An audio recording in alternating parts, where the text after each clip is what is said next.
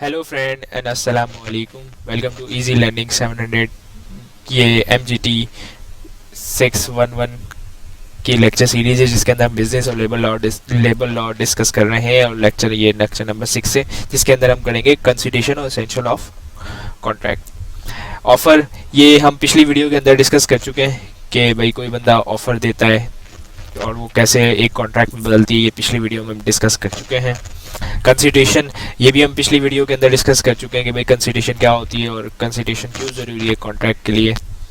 और अब आगे हम कंसिडरेशन की यानी मतलब कुछ चीज़ें जो इसमें अंदर टाइप्स हैं वो हम डिस्कस करेंगे जो ये लिखी हुई हैं। अब एक consideration must be conductive to a contract.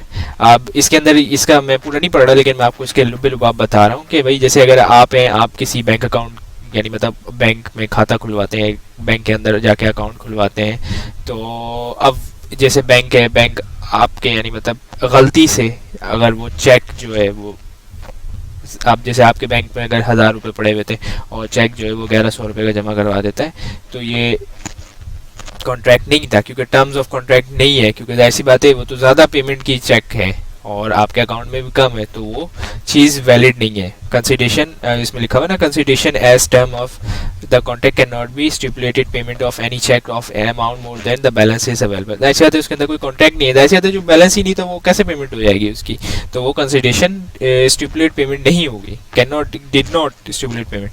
ठीक है। अब consideration at the desire of the third party. अच्छा, तो इसके अंदर क्या लिखा हुआ है? इसके अंदर ये बात है कि मतलब थर्ड पार्टी कंसिडरेशन के अंदर आ सकती है। ये पिछले लेक्चर में भी हमने डिस्कस किया था कैसे आ सकती है। आ सकती है लेकिन वो जो अब जाहिर सी बात है कॉन्ट्रैक्ट ब्रीच हो गया, ब्रीच मतलब यानी कि कॉन्ट्रैक्ट टूट गया, तो अब वो लाइबिलिटी यानी मतलब जाहिर सी बात है वो रेमेडी मांगेगी कि भाई ब्रीच हो गया तो रेमेडी चाहिए। तो लेकिन थर्ड पार्टी अपने ओन यानी खुद से वो नहीं कर सकती क्या कि वो सू कर दे उस पार्टी को जिस पार्टी ने परफॉर्म करना था। अब concept of inadequate consideration, inadequacy remaining the consideration that is all illegal purpose acceptance of liability by the debtors of the amount more than the amount money debt to be. इसके हम मिसाल से समझते हैं जो इसमें दी हुई है। You want to get a loan of 1 million but you get only 50। यानी मतलब क्या, अगर आपने जैसे मिसाल दे दिया बैंक को लोन की दरख्वास्त दी और आपने बोला कि भाई मुझे 1 मिलियन का जो लोन चाहिए, बैंक ने आपकी दरखास्त तो मंजूर कर ली लेकिन आपको बोला कि नहीं भाई हम आपको 1 मिलियन का तो लोन नहीं देंगे, लेकिन हम 5 लाख का लोन हम आपको दे देंगे। तो ये कॉन्सेप्ट ऑफ इनएडुकेट कंसिडरेशन ये होता है। और एब्सेंस ऑफ कंसिडरेशन मतलब क्या, नेचुरल लव एंड अफेक्शन और showing the obligation of gesture of respect can not be treated as a consideration. मतलब क्या, जो पहले जैसे मिसाल दे दिया, फादर जो है वो अपने सन को या डॉटर को कोई गिफ्ट देती है, तो जाहिर सी बात है इसके अंदर कोई कंसिडरेशन तो नहीं है ना, एब्सेंस है। जाहिर सी बात है कि वो कोई कॉन्ट्रैक्ट भी नहीं है। क्यों? क्योंकि जाहिर सी बात है नेचुरल लव एंड अफेक्शंस की वजह से होता है ये। अब proof of consideration in case of a contract in written और recital stipulation regarding the consideration shall be treated as a proof of consideration. मतलब क्या, रिसिप्टल और स्टिपुलेट जो है यानी मतलब रिटर्न प्रूफ ऑफ कंसिडरेशन क्या है, मतलब जो कॉन्ट्रैक्ट है वो रिटर्न है। अब जाहिर है कोई चीज़ रिटर्न आपने कर दी तो वो तो पता चल गया कि भाई रिटर्न है, तो प्रूफ ऑफ कंसिडरेशन ये होता है। अब future promise as a legal consideration मतलब क्या, कोई काम जैसे फ्यूचर में होने वाला है, अब इसमें लिखा हुआ ना कि future promise shall be good consideration if it is rise to a legal obligation which is promised to good comply with to performance. यानी मतलब क्या, कोई काम अब जैसे मिसाल दे दिया है कि मैं कॉन्ट्रैक्ट कर लूँ कि भाई 1 महीने बाद जो है आप मुझे 10 बोरियाँ आटे की दीजिएगा, तो अब ये आज तो परफॉर्म नहीं होना, फ्यूचर के लिए होना है। ठीक है, तो अब जाहिर सी बात है लीगल है, लीगल ऑब्लिगेशन है कि भाई वो आपने कॉन्ट्रैक्ट किया, आप उसको पैसे देंगे, वो आपको आटे की बोरियाँ डिलीवर कर देगा।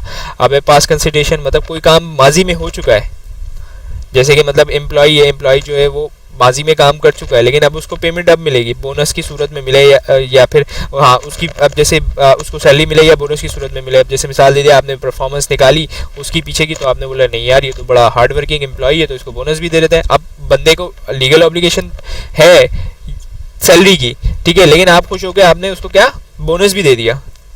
ठीक है, in future it is good consideration in the I of law. ऐसी बात है, अब उस वक्त कंसिडरेशन नहीं थी आपके ऊपर, लेकिन आपने उसकी परफॉर्मेंस देख के आपने उसको बोनस भी दे दिया, तो अब जाहिर सी बात है वो पास्ट किसी एक्ट के थ्रू आपने उसको कंसिडर यानी मतलब पेमेंट करी है।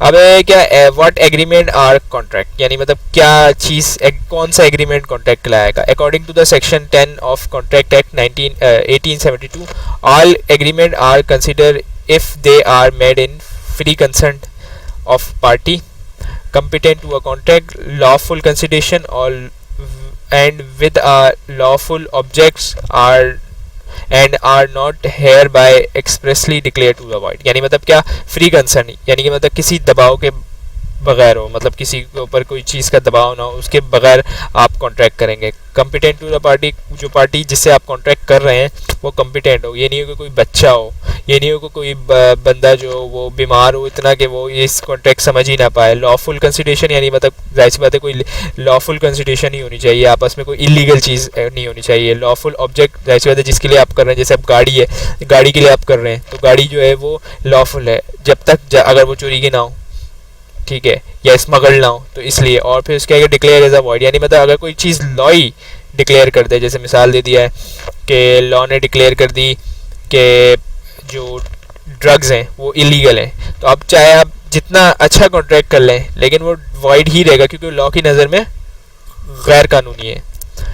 और scope of definition, scope of the definition यानी मतलब essential of a valid contract, यानी मतलब एक कॉन्ट्रैक्ट के लिए क्या ज़रूरी होता है। ऑफ़र एंड एक्सेप्शन, यानी मतलब कोई एक बंदा ऑफ़र दे रहा है, जैसे आपने गाड़ी बेचने का इश्तिहार लगाया किसी वेबसाइट पे, तो आपने क्या किया, ऑफ़र दी। एक्सेप्टेंस, सामने से पार्टी की कॉल आई कि भाई मैं आपकी गाड़ी ख़रीदने में इंटरेस्टेड हूँ, ठीक है, तो अब वो क्या हुआ, आपने ऑफ़र दी, उसने एक्सेप्टेंस कर ली। लीगल रिलेशनशिप, जाहिर सी बात है जब आप गाड़ी बेचने जाएंगे तो लीगल रिलेशनशिप कॉन्ट्रैक्ट वगैरह होगा, और जाहिर सी बात है आप अपनी ज़ाती गाड़ी बेचें, आपके डॉक्यूमेंट्स हैं, और जो बंदा है सामने वाला वो भी उसको यानी कि मतलब जाहिर सी बात है वो भी बंदा सही है और वो ख़रीद रहा है पैसों के बस। और लीगल कंसिडरेशन हम डिस्कस कर चुके हैं। लीगल कंसिडरेशन कैसे होगी, कम्पिटेंट, वही बात है कि पार्टी यानी मतलब जिससे पार्टी जो मतलब कम्पिटेंट होनी चाहिए। फ्री कंसर्न मतलब किसी दबाव के तहत, यानी मतलब अब वो बंदा जो है आपकी गाड़ी खरीदने आ रहा है और आपको गन पॉइंट पे बोल रहा है कि भाई आपने 10 लाख की गाड़ी है और आपको गन पॉइंट पे बोल रहा है मुझे ये गाड़ी 1 लाख रुपए की दे दो, तो ये गलत हो जाएगा, फ्री कंसर्न नहीं होगी इसके अंदर। अब essential of a valid contract, lawful object, जाहिर सी बात है एक गाड़ी है, लॉफुल ऑब्जेक्ट है, ठीक है। Terms of agreement to be complete and certain condition, यानी मतलब जो कॉन्ट्रैक्ट की, यानी मतलब पहला तो लॉफुल ऑब्जेक्ट होना चाहिए और terms of agreement to be complete and certain, यानी मतलब क्या, ये नहीं होना चाहिए कि भाई मैं अपनी गाड़ी बेच दूंगा, अब उसके अंदर कोई डेट नहीं दी हुई कि भाई बोलेगा भाई हम आज बेचेंगे, 1 महीने बाद बेचेंगे, कंप्लीट है। यानी मतलब सर्टेन कंडीशंस, और कंडीशन भी हो सकती है कि भाई मैं गाड़ी इतने में बेचूंगा और इस इतने बजे, यानी मतलब ट्यूसडे को जैसे मैं आपको दे दूंगा। पॉसिबिलिटी ऑफ परफॉर्मेंस, यानी मतलब ये ना हो, अब जैसे मिसाल दे दिया है, आप ये ना ये कहते हैं कि भाई मैं अपनी गाड़ी चांद पे बेचूंगा, ये तो पॉसिबिलिटी ही नहीं है। या मेरी गाड़ी चांद पे खड़ी हुई है, लोग बोलेंगे भाई कहाँ खड़ी हुई है आपकी गाड़ी, तो वो बोलेंगे भाई मेरी गाड़ी चांद पे खड़ी हुई, मतलब पॉसिबिलिटी नहीं है ना, चांद की गाड़ी कैसे बेचेंगे। या फिर जैसे कोई ये कॉन्टैक्ट कर ले कि भाई मैं आपको चांद जो मार्स है वहाँ की मिट्टी ला के दे दूंगा, तो अभी तो वो पॉसिबल नहीं है, आगे हो पॉसिबल लेकिन अभी तो वो पॉसिबल नहीं है, तो पॉसिबिलिटी भी कॉन्ट्रैक्ट की होना ज़रूरी है। Contract to be registered in return whenever required, यानी मतलब क्या, अगर रजिस्टर्ड की रिक्वायरमेंट है कि कॉन्ट्रैक्ट ये होना ज़रूरी है, जैसे मिसाल दे दिया है पार्टनरशिप एक्ट की रिक्वायरमेंट होती है कि वो रजिस्टर्ड हो जाए, अच्छा रहता है कि वो पार्टनरशिप रिक्वायरमेंट है कि पार्टनरशिप एक्ट जो है वो पार्टनरशिप कॉन्ट्रैक्ट जो है वो रजिस्टर्ड हो जाए। या फिर मॉर्गेज एंड चार्जेस जो है वो रजिस्टर्ड होना ज़रूरी होते हैं, तो अब वो रजिस्टर्ड ज़रूरी है उनका होना, ठीक है। तो अगर वो रजिस्टर्ड की रिक्वायरमेंट है और रिटर्न हो, जैसे ओरल कॉन्ट्रैक्ट भी हो सकता है, मना नहीं है, लॉ इजाज़त देता है, लेकिन अगर रिक्वायरमेंट है कि वो रजिस्टर्ड भी हो और रिटर्न भी हो तो आपको करना पड़ेगा। Contract not declare as a void under the, मैंने वही मिसाल दी कि अगर आप ड्रग्स बेचने का कॉन्ट्रैक्ट कर लें, किसी से भी कॉन्ट्रैक्ट कर लें, चाहे वो बंदा शरीफ है नहीं है, कोई फ़र्क नहीं पड़ता, लेकिन लॉ ने क्या कह दिया, लॉ ने कह दिया कि भाई ये आज से ये काम इलीगल है। जैसे मैं आपको मिसाल दूंगा, शीशा जो था वो लोग शुरू में इस्तेमाल कर रहे थे, लेकिन फिर बाद में उस पर पाबंदी इलीगल कर दिया गया। तो अब अगर कोई कॉन्ट्रैक्ट करता है कि भाई मैं शीशा पिलाऊंगा या मैं शीशा जो है वो जो भी उसका मटेरियल होता है वो बेचूंगा, तो अब वो वॉइड है, आज की डेट में वो वॉइड है। और legal relationship, the agreement must be lead to a legal relationship between the party and they must be intended to create a legal relationship मतलब क्या, एक कानूनी रिलेशनशिप होना चाहिए, ठीक है। Social agreement does not create a legal relationship, hence the contract enforcement. Social agreement मतलब, अब सोशल एग्रीमेंट मतलब ये आप इसको